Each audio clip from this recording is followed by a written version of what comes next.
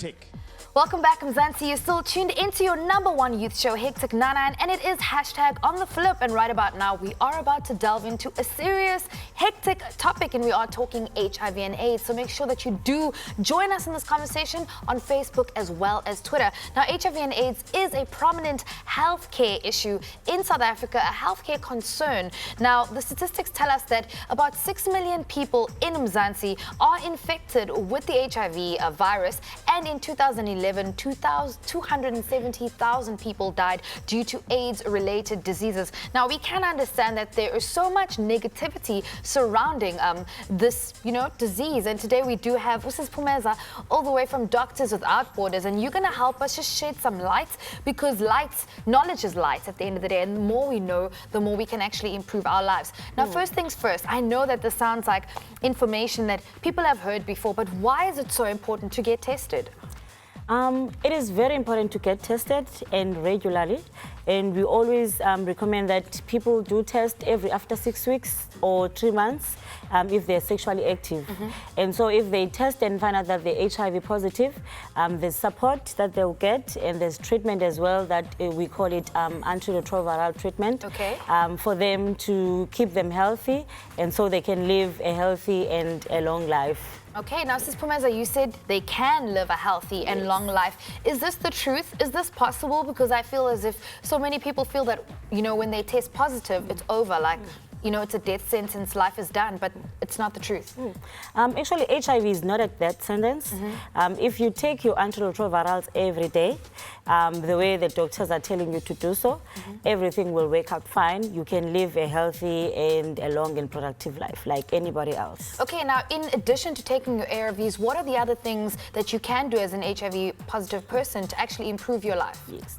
First, accepting yourself that you have HIV, and making sure that you reduce eating unhealthy food, and make sure that you do exercise, even if you're not exercising every day, because we know in our communities we don't usually do that. But then, have some exercises a bit, and take your medication every day. Have people that support you. Talk about your HIV status to the person you trust. I'm not saying talk to everyone, but to a person that you trust. That helps. If you have a problem, go to the clinic.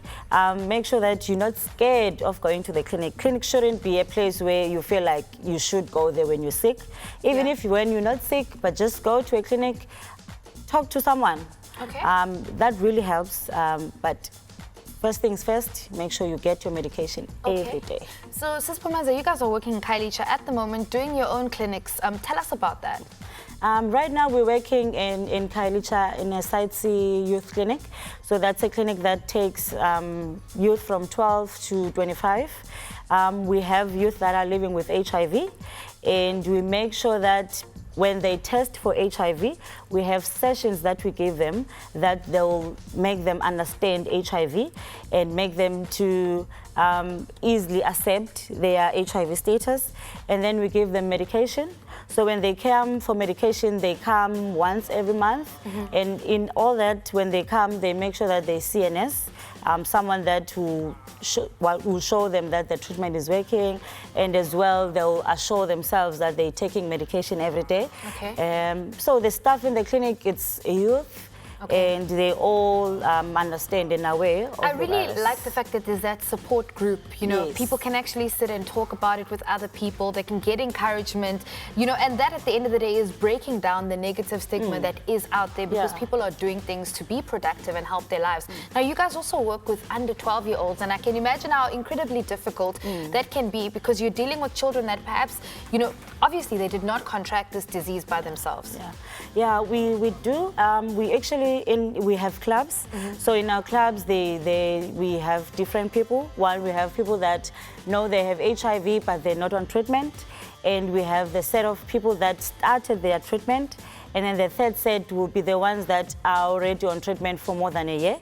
So we make sure that we group them so that they can learn from each other and they can give each other support. And so the younger ones, we make sure that even their parents or caregivers, they also understand what we do in the clinic.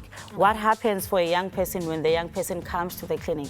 So because it's very important for them to make sure that they give them medication every day. Okay. Not in a way that it will scare them, but in a way that it will assure them that they'll be healthy, they will be able to go back to school, they can play with other kids, they can be the person that they want to be, they can go to and finish their matric, go to tertiary institution, go work afterwards.